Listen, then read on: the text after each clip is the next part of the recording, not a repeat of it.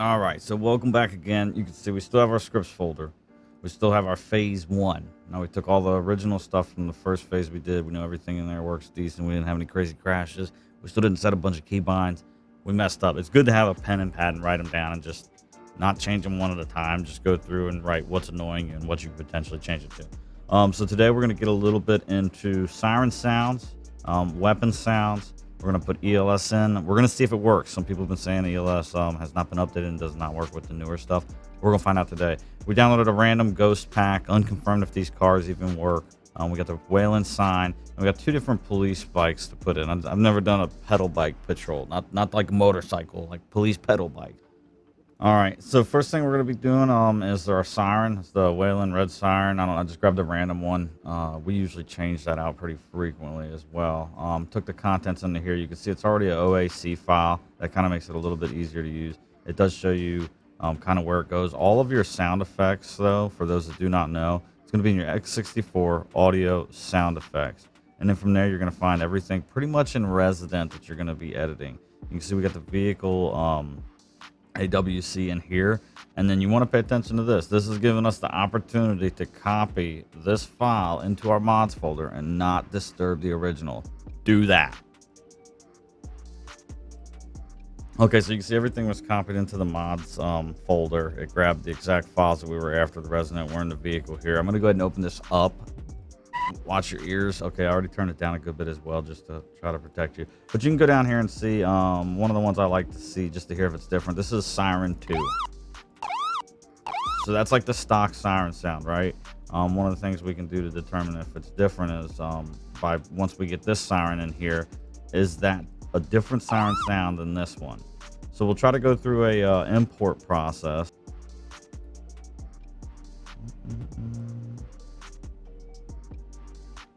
So now you see we got a related file that it sees and recognizes this OAC. You're going to go ahead and open that, import it in.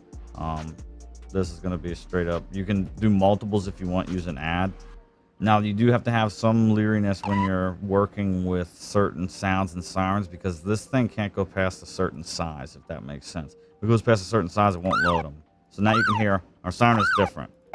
Siren 2 is completely different. We're going to make the assumption that the other ones are also different, right? So since we're in sound, we're going to go ahead and handle the realistic gun shots. And you can just Google these, find your own. You can see this one's actually nice because it comes with an OIV. So that removes any question about install. Drag the OIV just like we did with EUP. We can go down to a package installer. And I absolutely love that everybody is getting so comfortable with OpenIV and making things so simple, because this is how easy it is to install. You just click that, click the mods, click install, and boom. Literally back in the day, like, you had to do the same thing with the vehicle packets, and like, it was just so tedious. But now, because OpenIV and this community has evolved so crazy in terms of simplicity, it just makes everything more straightforward. So while that's doing its thing, like, I do a phase 2 folder. So we're done with the Wayland. We could throw that in there. We're finishing up with this. We can throw this in there. We'll delete all the crude files. So this one will get deleted, and then this one will get deleted. Okay, so that just concluded. Now we can go over here and actually delete this, just to say, just to save disk space, simplicity. Now this is all we've got left. We're going to throw ELS into the actual game itself, and then we're going to throw in some cars. So your installation files are in here, Grand Theft Auto 5 directory, and then you're just going to come into the ELS subdirectory from that. And this is what you need. It goes into the main directory of your game. Make sure you're not accidentally hitting a subfolder when you do this. And that'll plop ELS in there. So now in its base form, it's ready to go. It comes with the advanced hook V. Sometimes it might require something else. We'll see if we run into that issue when we get to that. And then we're going to put that in phase 2, because that was a phase 2 install. Now we're going to open up our vehicles pack we have. It's an ELS related vehicles pack. Then we see we got 4 different vehicles. I believe these are all like sheriff's department, things like that. But before we go any further, and I hope you stop and listen and you're not skipping through us and this guy's rambling, it is best to install ELS vehicles and customize slots. We're only going to be putting 1 ELS vehicle in. It's for the sheriff's department, most likely. We'll check the file name. So that'll replace police 3. My computer, for the most part, can kind of handle it, but if your computer's not running that well, see, both of these are Police 3 model labeled.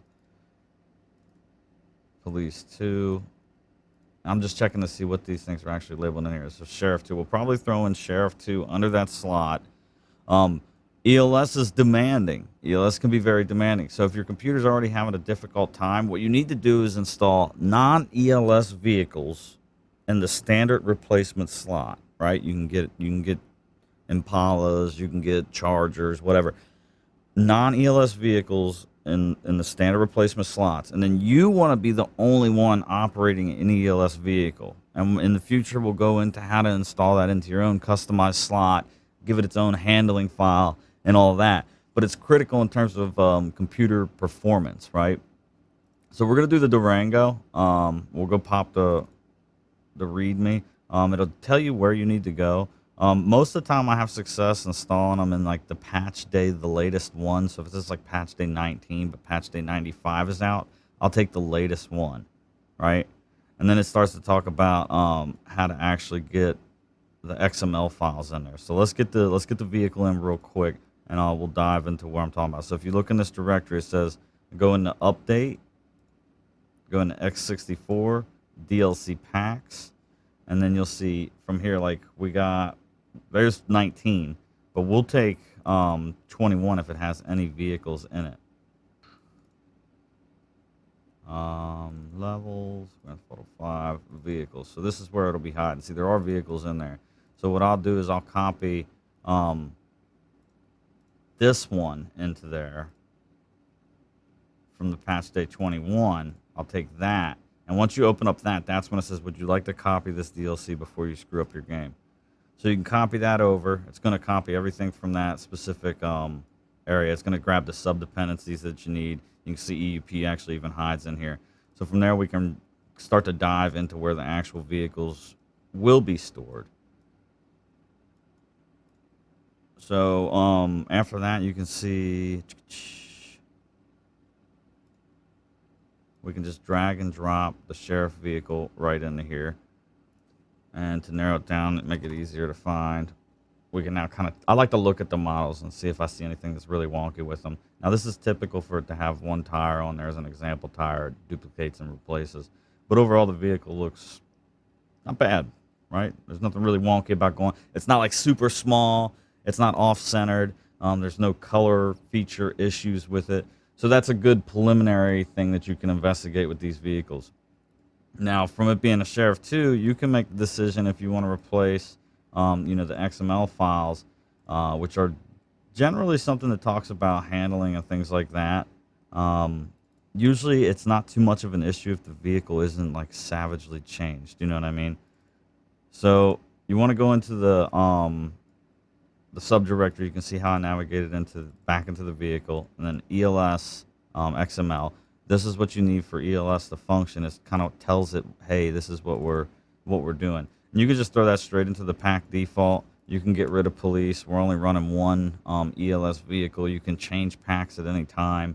I usually only operate out of that singular folder. And now once that's complete, you can see it's even got like a template for you if you need it. So that vehicle should be in with ELS integration. I can't even remember the ELS keys, right? For now, we're going to move this into phase 2 because we might like this vehicle. It might be a good pack. I like to get vehicle packs so it comes with options. And, if it goes like that, then it's good to go. So here's what I was telling you from earlier, though. This is a non-ELS police pack. This is to replace the AI police cars, but it's not integrated through ELS. So you won't take a performance hit by utilizing this pack, right? And it even comes with an uninstaller, which I absolutely love. I love it when I see a pack that has an uninstaller, mainly for the simplicity of removing it if you have any issues, right? So we go back into tools. We're going to go to a package installer. Boom. Get right to the next step. It's going to tell us what it's what it's placing in here. Bam. It's so easy. I love it. My counter argument is the mod has to, or vehicle or sound, it has to be worth it to not fuss with this. Because this is one click install. You're not sifting through anything. There's nothing that you can mess up in there. So that was that. Boom. That's pretty much it. And some realistic gunshots. So we're gonna go check those out, see what's up with them, see if it's working right, and troubleshoot anything that's not. All right, because we currently don't have a trainer, we're not gonna be able to customize our vehicles to a heavy extent. So we're just gonna go into the police department. I think that I made a boo-boo on installing the vehicles. I am gonna kind of show you guys. You can see that EUP is working pretty well in terms of generating different uniforms for people without having any type of issue. Hey, girl. So we'll just click the go on duty options. Postponing my paperwork. I like it. I like it. We can go into the police locker. Oops. My bad. My bad, guys. Hold on.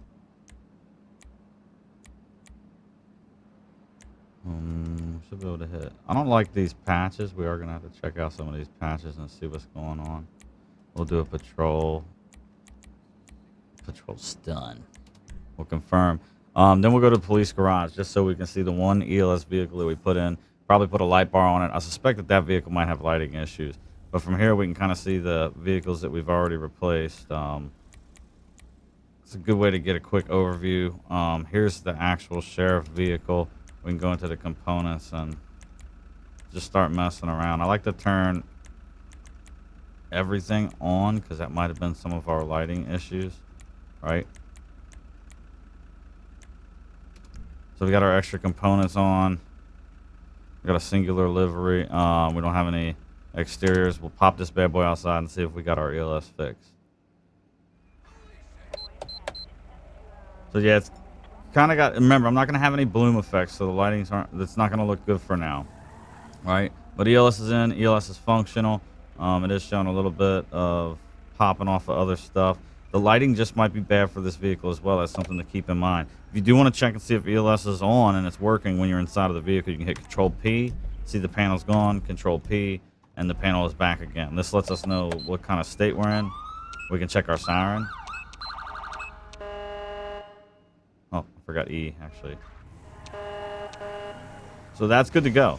I am hearing some odd stuff from this vehicle. It does feel a little frumpy. But in terms of making sure ELSs work, now we're ready to put in ELS vehicles for our next shift. We do want to check out that police bike, though. It's considered a scooter, I guess. So we got our police bike in.